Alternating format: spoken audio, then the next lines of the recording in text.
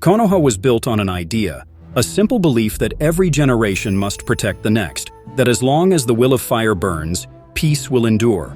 But what if I told you that this very belief is what doomed the village? The will of fire didn't just create heroes, it created enemies. Pain, Obito, Madara, each of them was shaped by the very system they tried to destroy. And today, we're going to uncover the hidden flaw in Konoha's ideology that no one, not even the third Hokage, could see coming.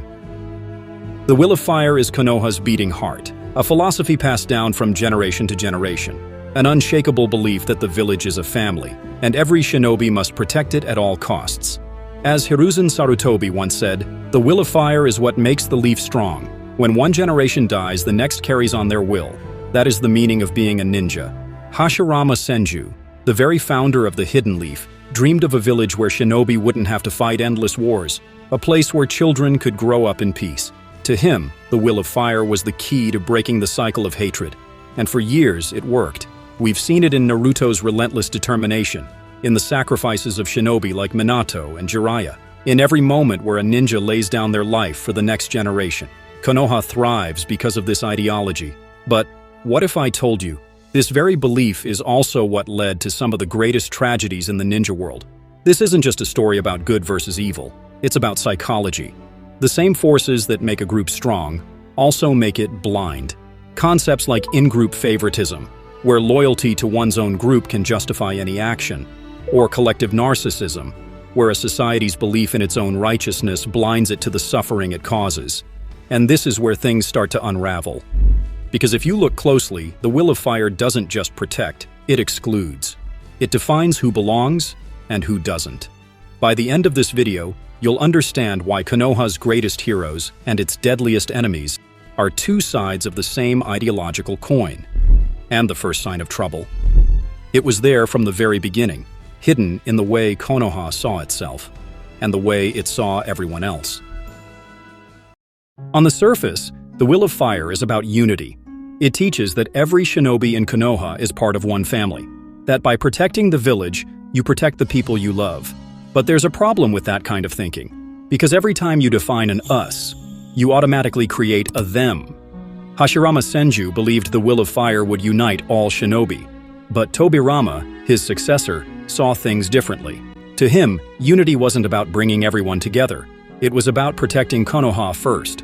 Look at the difference in their actions. Hashirama wanted peace between clans, even giving Madara the benefit of the doubt. Tobirama? He built the village's first police force, staffed entirely by the Uchiha, isolating them from power. One believed in cooperation.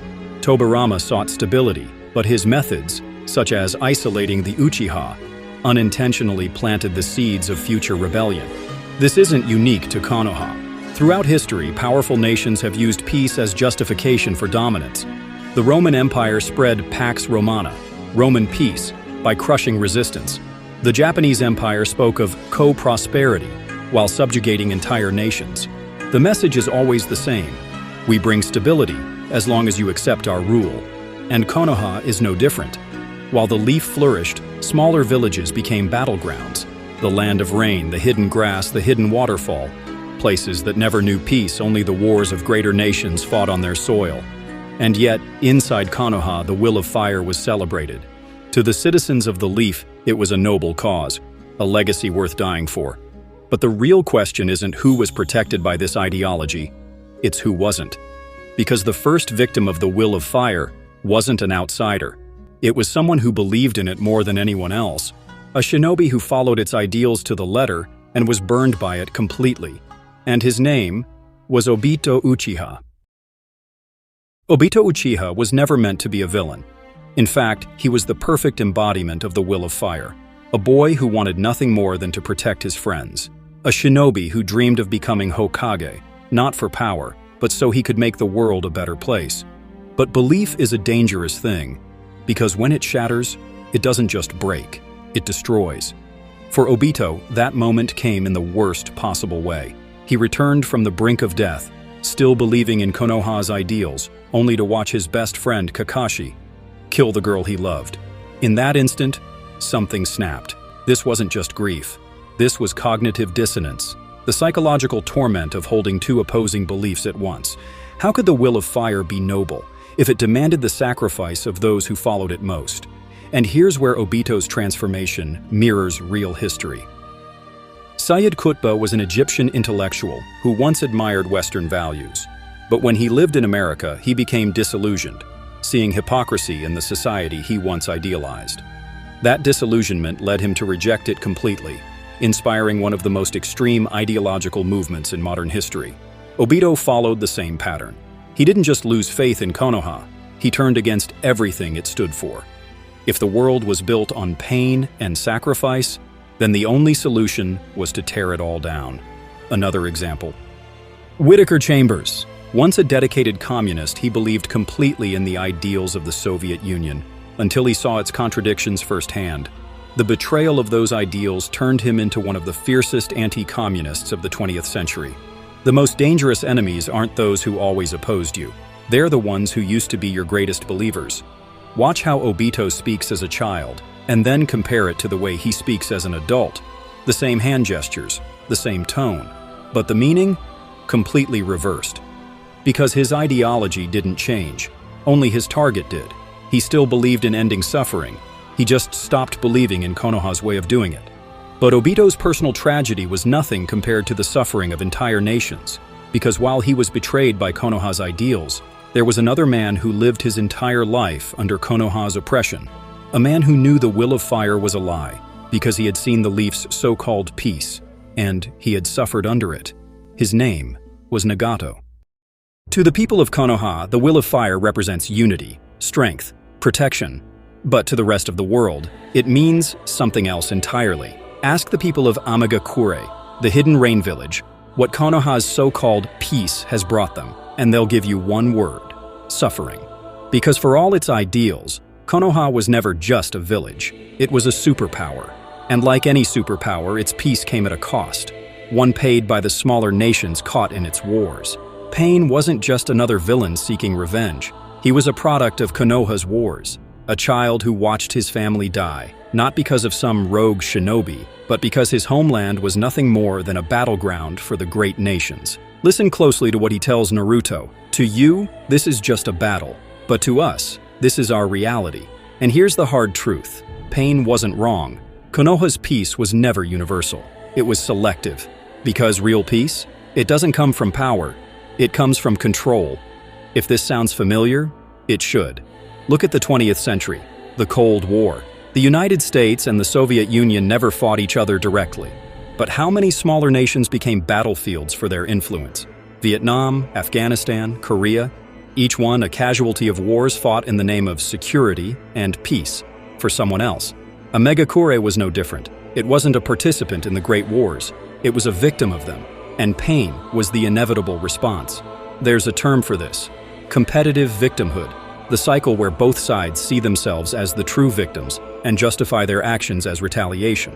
Konoha believed it was defending peace. Pain believed he was restoring balance. And when both sides think they're the ones who deserve justice, there's only one possible outcome. Pain didn't see himself as a villain. In his mind, he was doing what Konoha had always done, using power to enforce peace. The only difference?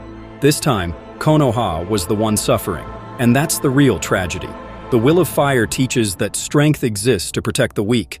But who decides who deserves that protection? Because as long as that question goes unanswered, the cycle of pain will never end. But not everyone was blind to this truth. There was one man who saw the cycle for what it was, who realized that Konoha's peace was built on a contradiction, and that stopping it would require an impossible sacrifice, not through war, not through destruction, but through a choice that would haunt him for the rest of his life: Itachi Uchiha. Some men destroy systems, others protect them at all costs. And then there's a third kind, the ones who see the system's flaws, and sacrifice everything to hold it together anyway. That was Itachi Uchiha. He was one of the smartest, strongest shinobi of his time. But more than anything, Itachi was a thinker. He saw what most people didn't. He understood that Konoha's foundation wasn't as noble as it seemed. He knew the cycle of conflict wasn't just about good versus evil. It was built into the very structure of the village. And yet, he still chose to uphold it. Throughout Naruto, Itachi's words challenged the audience. He tells Sasuke, "The village is more important than any individual, including me, including you." But there's an irony in that statement. Because Itachi wasn't just protecting the village, he was protecting Konoha's contradictions. He massacred his clan to prevent a civil war that Konoha itself had caused. He became a villain in the eyes of his own brother to keep Konoha's hands clean. And the irony doesn't stop there. Itachi's story is full of visual metaphors, most notably his eyes. The Sharingan, a symbol of vision and insight, allows him to see everything. And yet, his fate is to go blind. It's a perfect representation of his life. He sees the truth, clearer than almost anyone. But in the end, he still loses his sight, just like he loses himself to a system he knows is broken. Itachi's story mirrors real-world figures, people who saw the dangers of the systems they served, but still worked within them. Take J. Robert Oppenheimer, the physicist who led the Manhattan Project. He built the atomic bomb, knowing its potential consequences. But he believed it was a necessary evil, one that would prevent a greater war. Like Itachi, he understood that his actions would create destruction. And like Itachi, he made the sacrifice anyway. Or look at Alexander Solzhenitsyn, the Soviet writer who exposed the brutal reality of Russia's gulags. He spent his life criticizing the system, but never stopped loving his country. Just like Itachi, who never lost his devotion to Konoha, even as he became its greatest traitor. This is the burden of those who see too much. They recognize that their ideals are impossible within the systems they serve. But rather than tearing it all down, they convince themselves that some sacrifices are better than total collapse. It's called moral injury, the psychological weight of betraying your own values for what you believe is the greater good. And in the end, Itachi's greatest regret wasn't killing his clan. It was forcing Sasuke to bear the burden of that truth. But here's the real question. Itachi died believing that Konoha was worth saving, that its cycle of sacrifice would one day end. So did it? Did Naruto actually break the system? Or did he just expand the boundaries of who's protected by the will of fire, without ever questioning the ideology itself? Because if history has taught us anything, it's that when the powerful redefine peace, they rarely change who holds the power. Naruto's story is often seen as the ultimate triumph of idealism over a broken system. He wasn't just another Hokage. He was supposed to be the Hokage who changed everything. But did he? Or did he simply expand the system that once rejected him, without ever forcing it to confront its own contradictions? For most of his life, Naruto was an outcast. The village feared him, hated him, treated him as a monster. But that all changed the moment he did what a Jinchuriki was supposed to do. He defeated pain. He protected the village. He became the weapon Konoha always wanted him to be. And for that, they finally called him a hero. Not because they saw him differently, but because he had finally fulfilled the role they had placed on him from birth. Naruto wasn't accepted because he changed Konoha. He was accepted because he became exactly what they wanted him to be. Nobody apologized. Nobody questioned why a child had to suffer just so he could prove his worth. And Naruto never asked them to. Fast forward to the Boruto era, and we see the result. A world where Konoha isn't just one great power, it's the great power. Look at how the village operates post-war. It's the center of global trade, the leader in technological advancement, and the undisputed military superpower. The Chunin exams? No longer just a test. They're now a diplomatic event where every nation must participate. Scientific collaboration? A way to ensure Konoha stays at the forefront while smaller villages rely on its technology. And when a new threat arises, it's not just an attack on Konoha, it's an attack on world stability. Naruto talks about peace differently than his predecessors. He rejects war. He values unity. But listen closely, and you'll notice something. The framework hasn't actually changed. It's still about maintaining order, about keeping everyone in line, about ensuring that Konoha remains at the center of the world. But not everyone welcomes it. The Land of Silence rejects Konoha's influence, seeing it as a continuation of old-world oppression. Even Kara, an underground organization, recruits those who feel abandoned by the very peace Naruto created. This isn't unique to Naruto. History has seen it before. After the Cold War, the United States emerged as the unchallenged global superpower. Its influence wasn't just military, it was economic, cultural, diplomatic. International institutions like the UN and IMF claim to promote global cooperation, but their structures ensured that power remained concentrated among the same elite nations. Naruto's Konoha operates in much the same way. On the surface, it looks like a new era of peace, but underneath the same hierarchies remain. This is the illusion of progress. It's easy to believe that expanding the in-group solves the problem.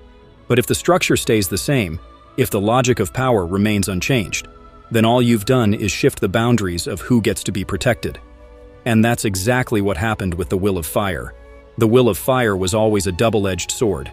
It preached unity and protection, but only for those deemed worthy. Naruto was supposed to redefine it, to make it something new. But in the end, did he? Or did he simply ensure that more people could stand under its protection, while leaving the fundamental structure of power untouched? Because if history has taught us anything, it's that even the most beautiful ideals can become weapons when they prioritize some lives over others. And the question we must ask is, will history ever truly change? The most dangerous ideologies aren't the ones that sound evil. They're the ones that sound righteous, the ones that promise unity, protection, and peace, while quietly justifying destruction in the background. So now I want to hear from you. Was Pain actually right about Konoha all along? Or was there another way out of this cycle? Drop your thoughts in the comments, and if you want more deep dives like this, hit subscribe now.